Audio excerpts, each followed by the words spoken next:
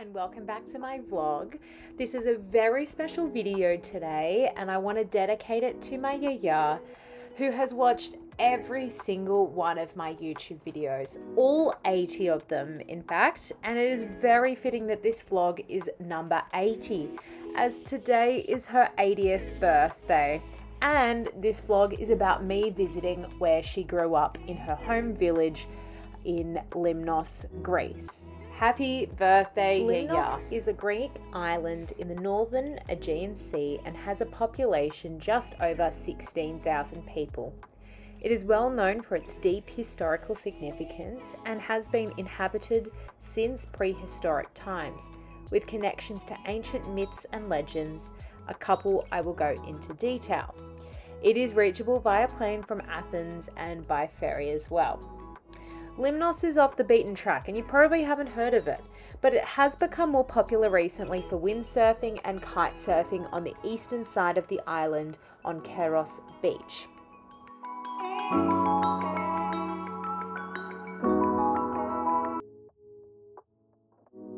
Good morning everyone, I am currently in Limnos. It's maybe about 8:30 a.m. and I'm going for a coffee and breakfast run. I'm gonna go to the bakery, get some pastries, some bread and some coffee. Limnos has been so beautiful. It's insane. It's crazy to stay at the home where my family grew up ages ago before they migrated to Australia. It's all the houses, like it's awesome. The beaches are beautiful. You can have lunch on the beach. All the cats are so cute. Yeah, it's just such a simple life, and your only worry is about what you're gonna have for breakfast or for dinner. Yeah, it's great going everywhere by car to go to all the different villages. We had dinner here the first night. It was really nice. But I'll show you guys a bit of snippets of Limnos. There is a maritime tradition and sponge fishing museum in the town of Nea Koutali with a very unique story. Nea Koutali is a refugee village created in 1926 when 351 people from the island of Koutali migrated to Limnos. The word Koutali directly translates to spoon. Yes, the one in your kitchen drawer, as the name is said to have come from the shape of the island. It was an island on the Sea of Marula off the coast of Asia Minor that had a population of 2,000 Greek people prior to 1922. They fished for sponges near the coasts of North America. Unfortunately, the people of Koutali faced many adversities, including being conquered by Catalan pirates, overruled by the Ottoman Empire, and natural disasters.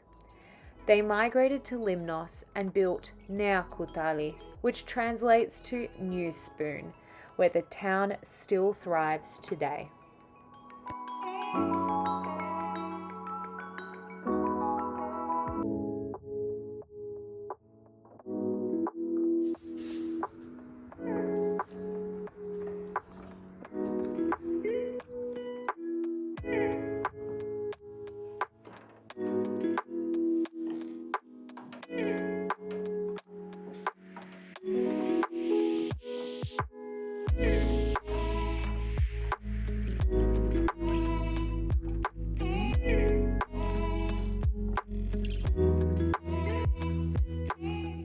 Limnos became a major base for the British Empire involved in the invasion of Gallipoli.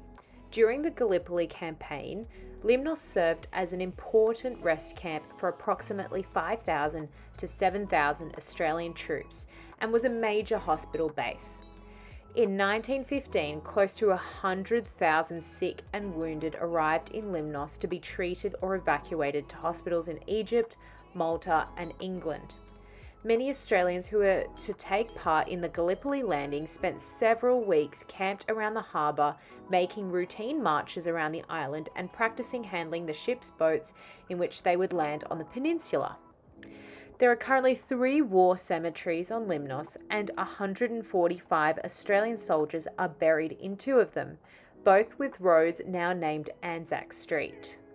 Despite the important role that Limnos played for the Anzac soldiers, there is little memory of Limnos in Australia, and Australians largely do not know about what happened in 1915.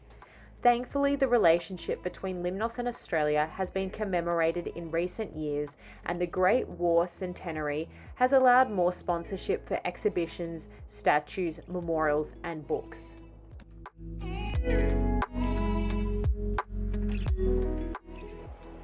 There are many archaeological sites in Limnos which have been classified into prehistoric, archaic, and classical period sites. Each archaeological site is a couple of euros per person on entry and includes a map and history of the site. This is to support the project of Digital Roots of Limnos, which is an integrated information campaign, mainly focusing on cultural content and interest that unifies the archaeological sites and monuments of Limnos, and also helps support the signage and information infrastructure on the island.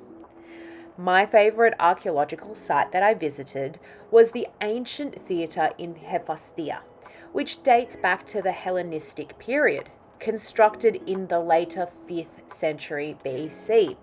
You can also go and sit in the throne at the bottom of the theatre and take a picture just like me.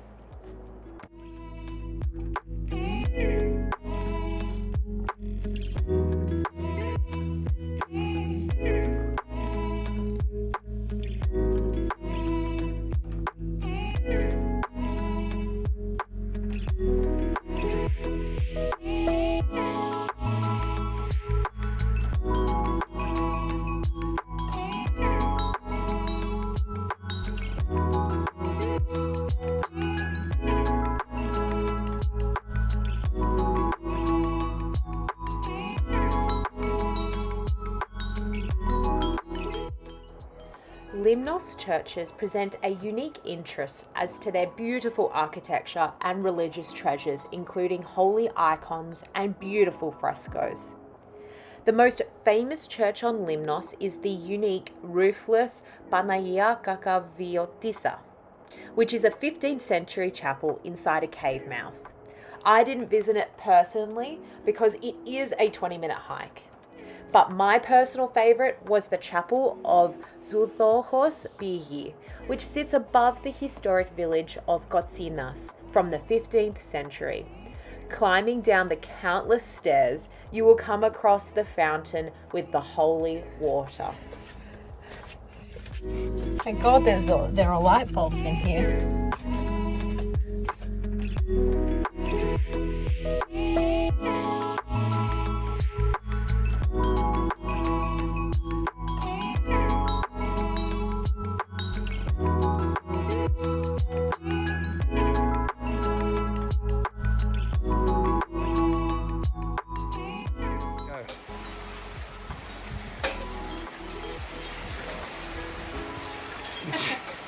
Is it working?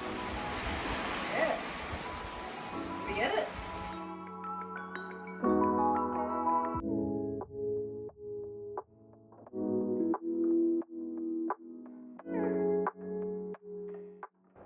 The Folklore Museum of Potanu was founded in 1955. The items collected for the museum were bought by Vasilis Boriasis, the president of the Association of Potanu of Limnos. The desire for the museum is to be a place of memory where the older generation can miss the moments of the past and the younger generation can learn the manners and customs of the ancestors, our grandparents. The building is a protected monument and has 2 floors and an outdoor space showcasing the folk architecture of the island.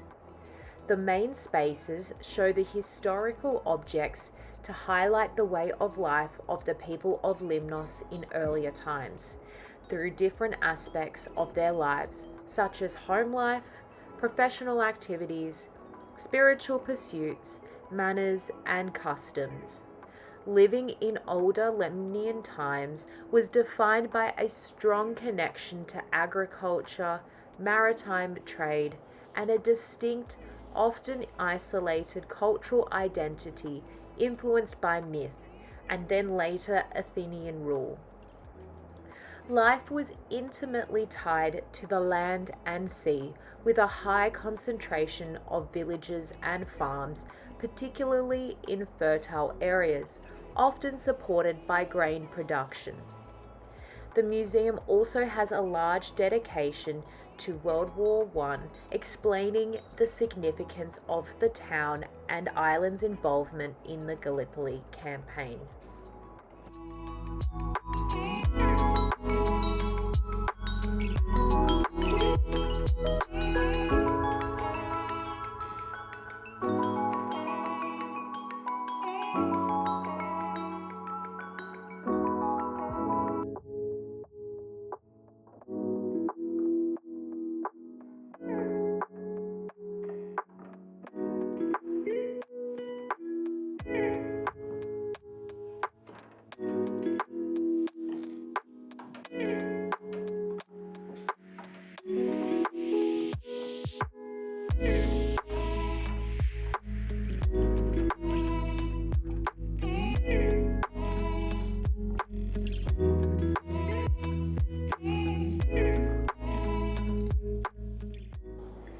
There is a statue of Marula in Kotsinas in Limnos, and she has an epic story.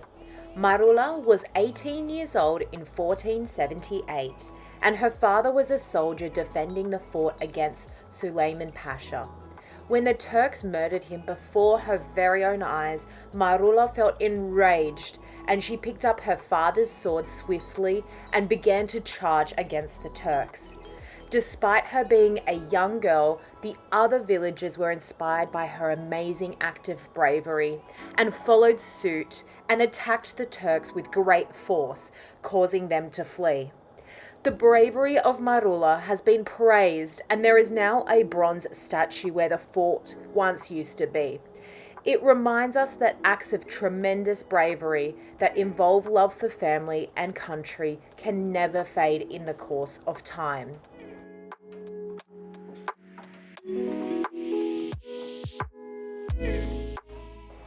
In the main city of the island, Mirina, there is a fortress at the top, known as the Castle of Mirina or Castro, which is a largely Venetian-built structure. It sits on a steep, rocky peninsula and was fortified in prehistoric times and later used as an acropolis in classical times. During Ottoman rule, the Turks lived inside the castle, where you can see today the remains of a mosque.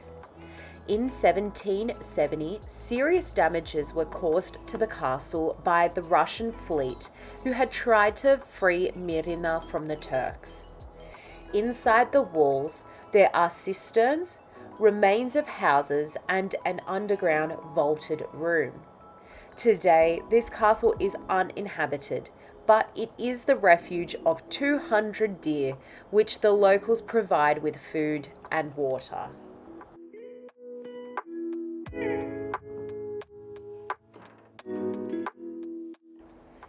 I hope you all loved learning a bit about Limnos and you plan to visit Limnos on your next Europe trip. Yassas!